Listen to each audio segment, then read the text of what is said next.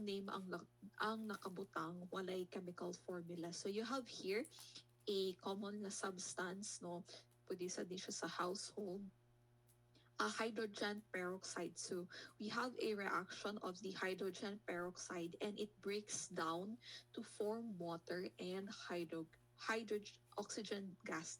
So what type of, water and oxygen gas. So what type of reaction is this? So kani ang questions nato ang reaction type and also to write the balance chemical equation. So simple lang kaayo siya, no? So ang purpose ani is actually para makamaster ta sa atong basic nga balancing chemical equations. Alright, so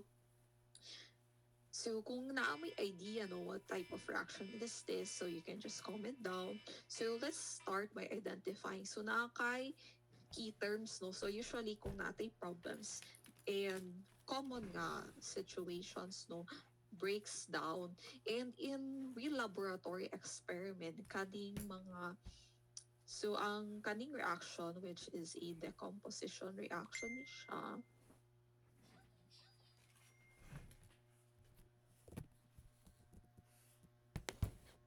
So, pwede siya na general lang ninyo siya i-identify. So, pwede ninyo i-base sa katong examples na to yesterday. Pwede sad kung kahibaw mo sa specific nga reaction. So, you can write it down. So, kani siya, for example, this is a decomposition reaction. Natay key terms na breakdown. Dili ka to mosayaw ha na breakdown. Dili ka na siya. So, kana siya to break down to form water and oxygen gas. And in a common laboratory setting, kaning mga formation of gases, you can usually observe this, no, through the naked eye. Pwede siya mag-form of bubbles. So not just for oxygen gas, but other types of gas. So in chemical reactions, manggod, kung makadumdum ta, there's usually mga signs or mga changes, so such as color changes, changes sa state of matter. So those are the signs na naay chemical reaction that occur. So for this one, it's a decomposition reaction. So how about hydrogen peroxide? So what's the formula for hydrogen peroxide? So pwede rajud mo research, but if you already know this is H2O2. That's why in the laboratory, kung mag-label ta, then ang hydrogen peroxide malabel ninyo as H2O. Oh no, that will be a disaster in the laboratory. So, ang inyong water is H2O plus O2. So basically, we need to, so mag-require jud ko no na dapat na jud mo solution. So you can just use the basic na solution nato na reactants, products. So pwede ninyo siya, or if you have another way of writing it, pwede table, pwede basta organize siya and makita ang unsa ang coefficients na inyuhang multiply. So you put the elements as well as the number of atom per element. So those are the requirements sa kaning activity. So since we have sa reactant side, your hydrogen peroxide, and for this activity, dili lang sa ko pero kung ganahan mo, no, I will not require you to put the state of matter. So for example, no, kani kay gas, kani kay liquid. So I will not require you, pero kung ganahan mo magbutang, pwede rajud. So that's 2 here. And then you have 1, and then kung ganahan mo ani para mas makita jud siya. Ay, sorry.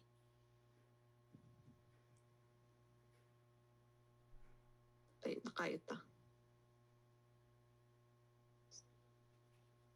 Sorry kay wala na ko siya na download as PDF manggod. Okay, so O is equals to 2. So ang coefficients nato is basically diri kay 2 times 2. So mahimo siya 2 dire. So 2 moles of your hydrogen peroxide, then i-balance lang inyo sa hika side. So this is 2.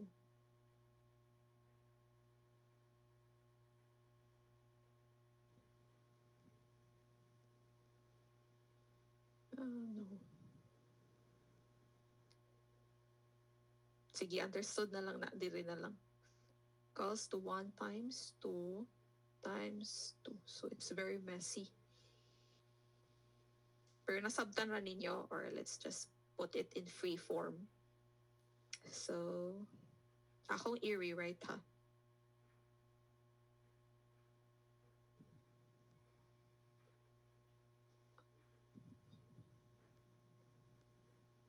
Aha naman to eh. Kani. Okay, so akong i-rewrite para mas clear siya.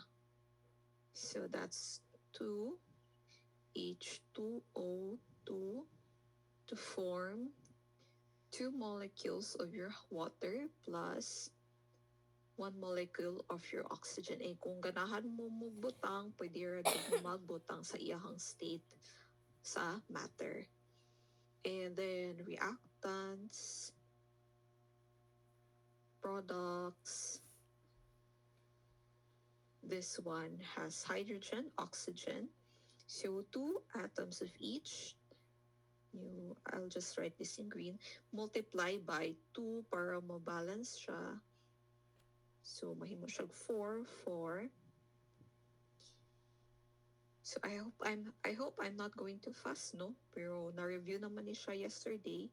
So I think naano mo yung pacing sa inyong pag-answer. So this one, since dire lang ta sa water, so dire lang ta mag-multiply para mabalance siya. So you have a total of 4 atoms of oxygen and 4 atoms of hydrogen on both sides of the equation. So basically, what I need you to write is this one. This is the final nga balanced chemical equation. So kana siya. And then natin 5 questions for that, no? So for that, since 5 ang questions, pero I'll just ask a representative na magudtay para na atay interaction sa next meeting. So one of you will be asked to explain one of the or to answer one of the questions. So kanara siya. So this is the answer. So let's take a look at another nga example. Sige, tagsa-tagsaon natin. So when zinc, metal. So metal siya, no? So basically that's solid. So reacts with, kung naka-aqueous, ang aqueous, we represent it, ang state of matter niya is a solution man na ang aqueous. So that's just AQ as a subscript, no? So aqueous copper sulfate. And usually if we have a kanang mga metal sa atong compounds, they usually put kaning oxidation state niya nga 2. So kana siya sa Gen Chem ni siya. So you can also use this to know the chemical formula. So different siya in comparison sa ionic nga compounds. Kay na siya bigger metal ions. So you can use that. And then copper metal and zinc sulfate solution are formed. So that's copper metal, so that's solid. And then naakay zinc sulfate na solution. Pero depende ni siya no kung naakay mga insoluble, so naakay solid form of that. So the question is still, what type of reaction is this? And write the balanced chemical equation. Pero in this case, no, kung makabantay mo, so let's write. So kani siya zinc.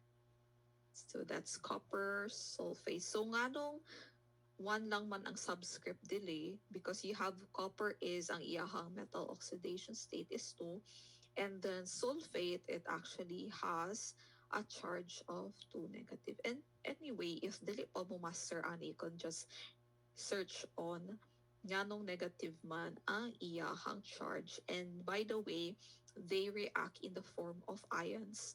And we mentioned the ions are charged particles. So in this case, -2, then si copper, +2. So that's why 1 lang ang ilahang subscript. So you also have the formation of copper and zinc sulfate. And although wala na mention, no, so possibly ang zinc diri is ang iyang oxidation state is 2. So naatay bigger metal ions such as copper na daghan siyang possible nga oxidation state. So naasad nga isa lang ang iyang oxidation state. So kana you can also look at that. Pero usually I will probably give mga compounds pero depende no sa problem kung it's spelled out or naanay chemical formula daan. So kana siya. In this case, 2 ang oxidation sa zinc sulfate para 1-1 lang ang iyang subscript. And if you don't need to, so in this case, no, we don't need to balance it kay 1:1 ra siya. So you just have 1 mole here, 1 mole of your copper sulfate, 1 mole of your copper, 1 mole of your zinc sulfate. So no need to show your solution kay balance na siya. Pero you don't need to put the 1 ha. I just put it para i-indicate.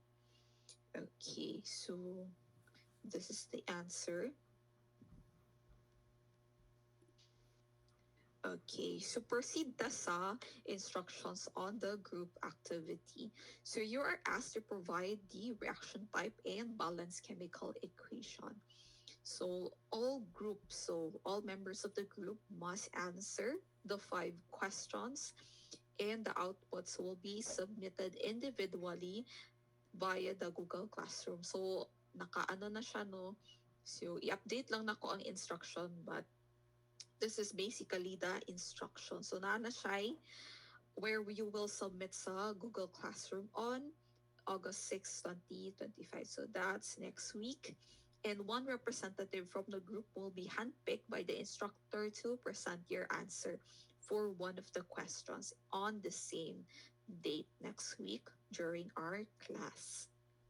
Okay, so you have group 1 and yes, gi-check na ko wala din ni si Oxtero. So I think bag-o rasad base nag-drop siya or something. So we have 4 members of group 1.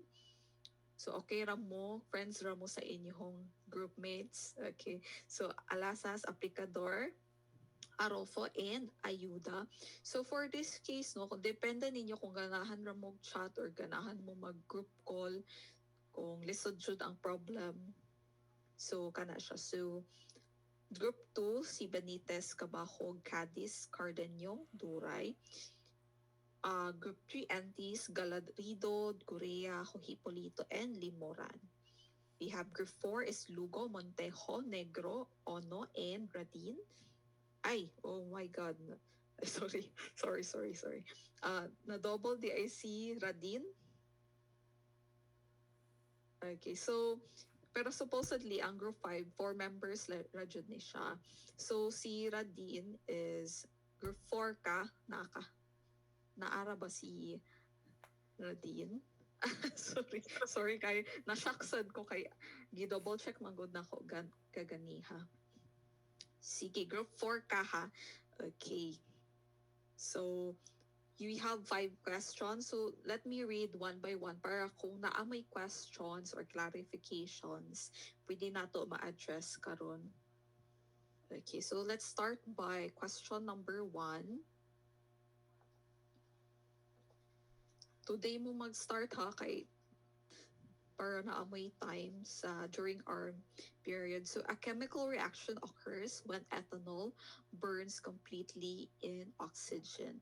And take note di ay na mix ni siya, pwede siya reaction of organic, pwede siya reaction of inorganic substances, producing carbon dioxide and water vapor.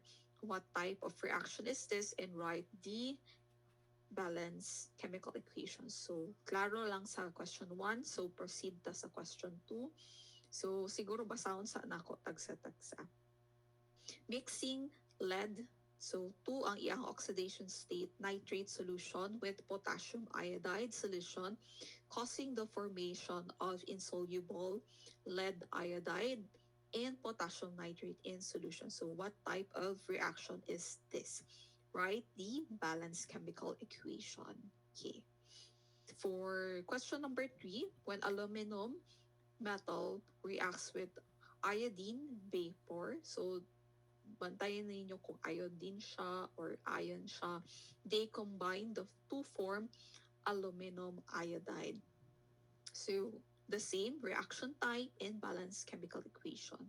Number 4 is when solid potassium chlorate is heated, it decomposes to yield potassium chloride and oxygen gas.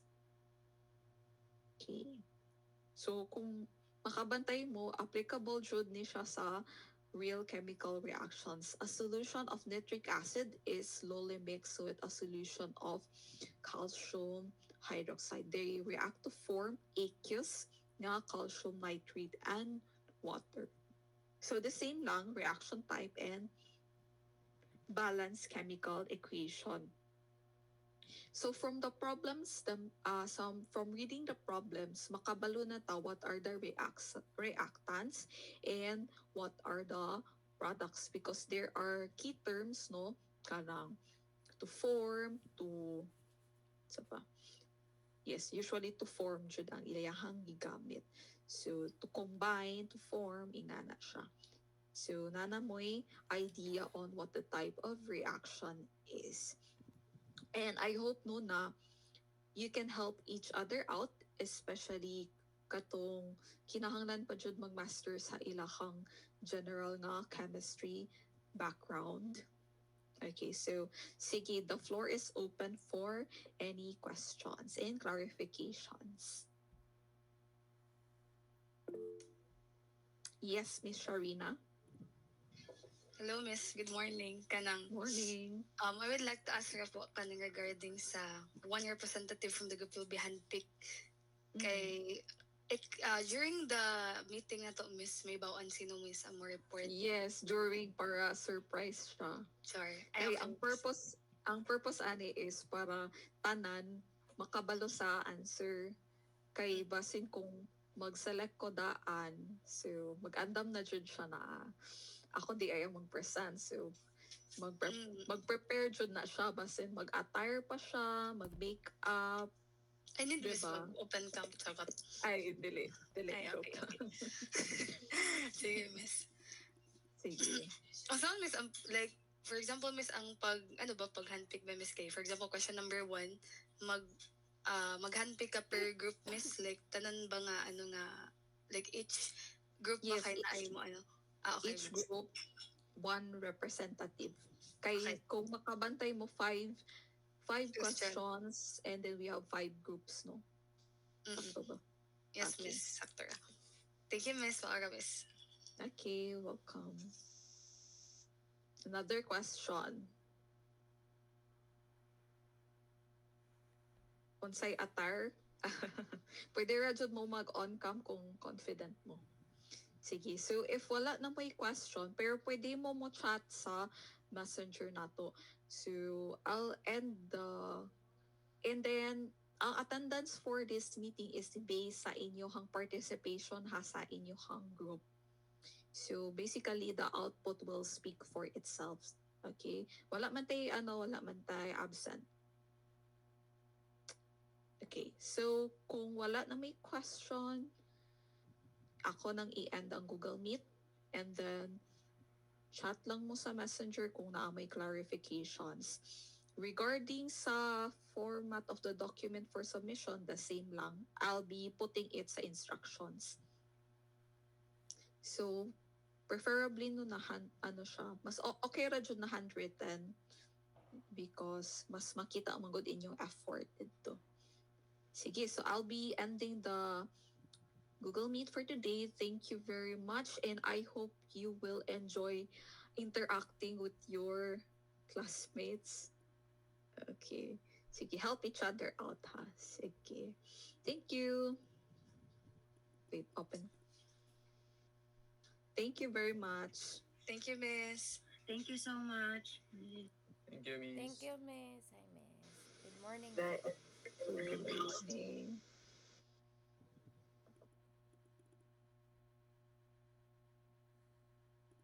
Bye, Miss. Thank you, Miss.